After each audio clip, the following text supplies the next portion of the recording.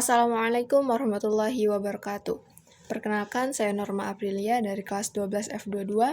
Di sini saya akan menjelaskan tentang Kerajaan Perlak dimulai dari sejarah berdirinya, puncak kejayaannya, kemundurannya, hingga peninggalan apa yang ditinggalkan oleh Kerajaan Perlak. Oke, dimulai dari sejarah berdirinya Kerajaan Perlak.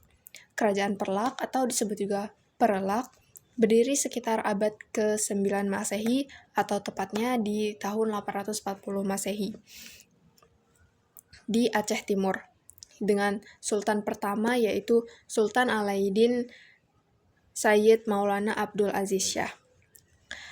Kerajaan Perlak ini merupakan kerajaan yang penting di zaman itu. Kenapa? Karena lokasinya yang strategis. Kerajaan Perlak itu sendiri terletak di sekitar pantai timur Sumatera, dekat dengan Selat Malaka. Oleh karena itu, Kerajaan Perlak ini sangat sibuk dan sering dan ramai dikunjungi oleh pedagang asing seperti dari Arab, dari Cina, dari India, dan juga dari Asia Tenggara itu sendiri. Selanjutnya, nama Perlak itu sendiri diambil dari kata perlak yang berarti kayu perlak. Kayu perlak ini juga menjadi komoditas yang sangat penting di Perlak, dan juga mereka mempunyai lada yang sangat digemari oleh pedagang-pedagang internasional. Lalu beralih ke puncak kejayaannya, berbeda dari kebanyakan kerajaan yang puncak kejayaannya itu berada di awal atau di tengah.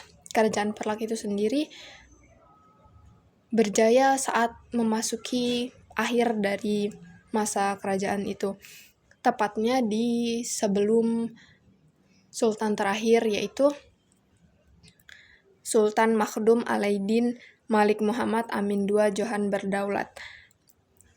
Kenapa Perlak bisa maju?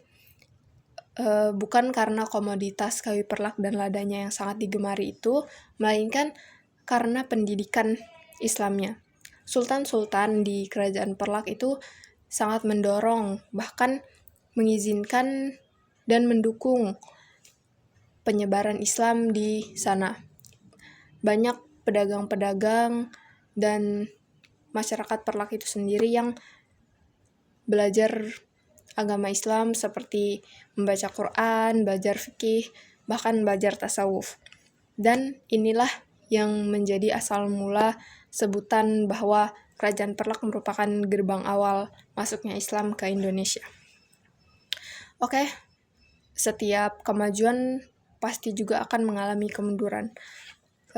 Tepatnya saat Sultan yang terakhir dari Kerajaan Perlak ini wafat, yaitu Sultan Makhdum Alaiddin Malik Abdul Aziz Johan berdaulat wafat, terjadi kemunduran yang sangat signifikan karena mereka tidak mempunyai pemimpin yang layak dan terjadi perebutan tahta di kerajaan. Juga konflik antara Sunni dan Syiah yang juga mendorong kemunduran kerajaan ini, serta faktor yang terpenting yaitu munculnya kekuasaan dan kekuatan baru di sekitar Malaka, yaitu Samudra Pasai. Dengan letaknya yang berdekatan dan dengan melemahnya internal dari Kerajaan Perlak, maka Kerajaan Samudra Pasai berhasillah dan dapat merebut Kerajaan Perlak yang lemah dan mengakuisisi dan mengambil alih dan menjadikan Kerajaan Perlak melebur menjadi satu ke Kerajaan Samudra Pasai. Oke, sekian dari sejarah Kerajaan Perlak, dan yang terakhir adalah peninggalan yang ditinggalkan dari Kerajaan Perlak. Kerajaan Perlak itu sudah sangat canggih karena mereka sudah membuat mata uang mereka sendiri, yaitu yang pertama ada dirham emas, ada namanya kupang yang terbuat dari perak, juga ada uang dari tembaga dan kuningan. Lalu ada makam raja-raja atau batu nisannya yang bertuliskan dengan huruf Arab, dan stempel kerajaan yang juga bertuliskan dengan tulisan Arab.